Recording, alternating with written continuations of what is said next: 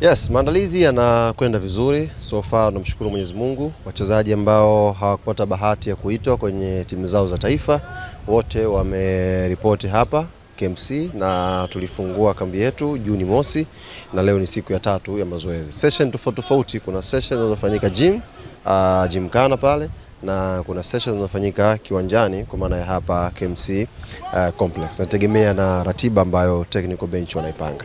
Wachezaji wote ambao wako hapa wapo kwenye hali nzuri na tunaamini kwa maandalizi ambayo yanaendelea hapa, hii michezo miwili ya mwisho ya ligi ambayo tunakwenda kuicheza, tutakwenda kupambana na tupate matokeo mazuri inshallah.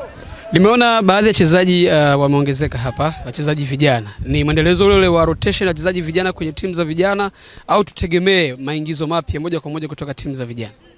Yes, kuna ongezeko la wachezaji 4 kutoka timu yetu ya vijana ya under 20 na nichukue fursa hii kwanza kipekee kabisa kumpongeza rais wa klabu yetu Engineer Hersaid, kupongeza pia kamati yake ya utendaji. Kuna program maalum ambayo Engineer Hersaid anaifanya sasa hivi kwenye timu zetu za vijana kuja pia kwenye senior team kwa maana ya kupita vioni kutafuta wachezaji wenye talent. Hivi kwenye training ya leo tunaye mchezaji mpya ambaye tumemtoa chuo cha kikuu cha Mlimani hapa.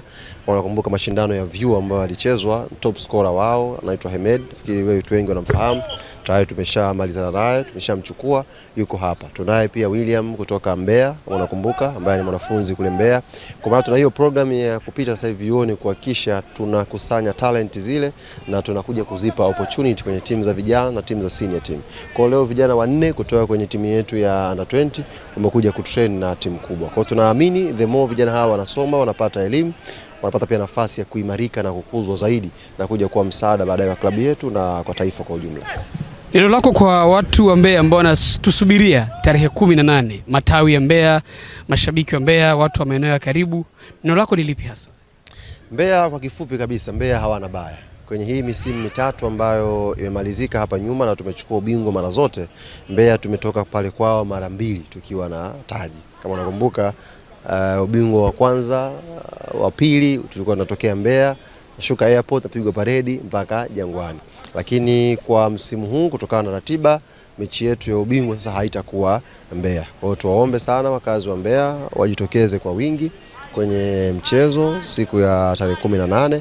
Tuisupport timu yetu. Mchezo utakuwa mgumu kwa sababu bado Prison unajua hajajua hatima yake kwenye ligi kama anakwenda kwenye playoff au vipi. Kwa hiyo lazima tuweke jitihada tupate matokeo mazuri. Na Prison ukiangalia mechi ya mwisho anamaliza away dhidi ya Singida Black Stars. Kwa mechi yake ya mwisho ya nyumbani ni dhidi ya Yanga. Akipata tu sare tayari mambo yake ni mazuri kubakia ligi kuu na asicheze playoff. Kwa lazima tuende kwa nguvu na wana Yanga pale Mbeya, tuungane pamoja. Tunaye mzee wetu Castella pale, rafiki mkubwa wa Wile, camera person line ya Wile, yes, mzee Castella. Wile ndo mwanadamu pekee ambaye ana line bara na pwani. Waingie kwenye mgogoro mkubwa na Kindoki Castella, yes. Kwa hiyo mzee Castella ambaye ni mratibu wetu pale Mbeya, hamasisha sana watu kuanzia mapokezi ya timu lakini pia kuja uwanjani